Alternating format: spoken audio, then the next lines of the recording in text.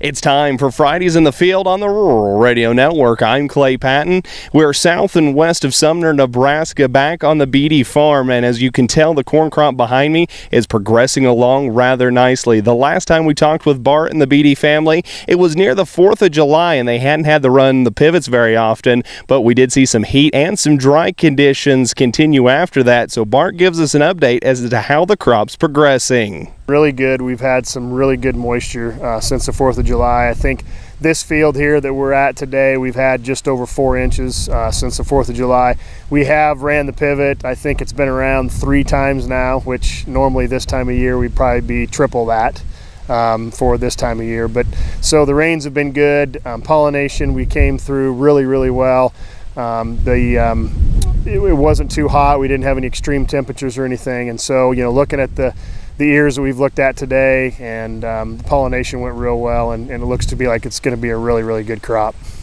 With the way this corn crop has progressed, it's looking like there isn't too much on the horizon left for it, but Bart says there's always things to be watching for. Clay, I think that the crop is on task to do really well. I mean, we came through the pollination, like I said, with just great pollination, and we've had adequate moisture, and the disease pressure hasn't been there. We're not seeing much, if any, gray leaf spot. We haven't seen any rust, even with the high humidities we've had, so that's been a blessing.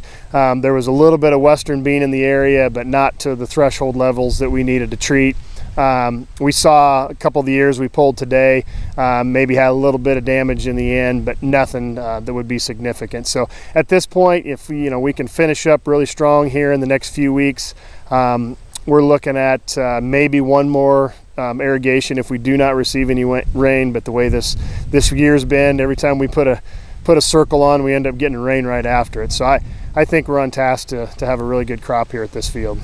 The Beattie family's had an opportunity. Unlike many other producers, they were recently in Argentina and got to see firsthand how the Argentinian corn crop was rounding up, as well get a feel to what producers are thinking about the current trade situation. We just got back from Argentina, where we visited some family down there that's in the farming business and some other businesses as well. But on their operation, they're in northern Argentina near the Chaco area, and they had just wrapped up harvest in the last couple weeks.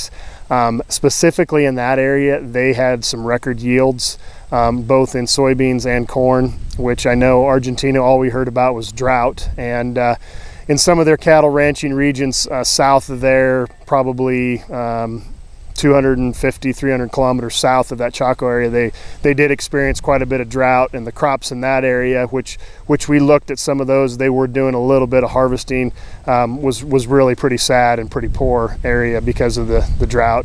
And they're concerned with their cattle ranch about the feed availability this winter because of the drought that they had in that area. So they're pretty excited down there because they're shipping soybeans overseas, as a result of some of the things that are going on in the United States. And so some of their farmers, if they had a good crop, are having the opportunity to make some gains back over some lost years. And so they were pretty excited down there with what's going on. But pretty interesting to be here in the Sumner area at summertime, and then a day later it'd be south of the equator and it's wintertime, and they're wrapping up harvest. So pretty interesting. And kind of the Beattie family farm is a multifaceted operation with not only row crops but beef and pork as well. Turbulent markets have made many producers nervous, but Bart is confident there's light at the end of the tunnel. It's not only the crops that are being affected, livestock as well, the beef and the pork production, which we're involved in, and pork's really taken, since you and I talked last, we've really taken off almost 30% of the price of pork since you and I last talked. And a lot of that's overproduction here in the United States, but also tensions with the NAFTA discussions that are going on with our trading partner in Mexico and Canada. And with Mexico specifically being huge consumers of pork, and with the overseas tariffs going on with China and just the tensions there. But it's been tough in the pork industry in the last 6 to 8 weeks, and it doesn't look real good for the fall, fourth quarter and first quarter of 19. But that that's kind of what we're dealing with right now here on our operation.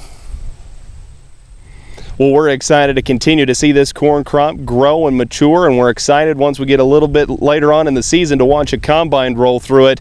As Bart was saying, this is one of the best seasons that his family has seen, especially on this home quarter. Make sure you keep watching the Rural Radio Network for more Fridays in the Field.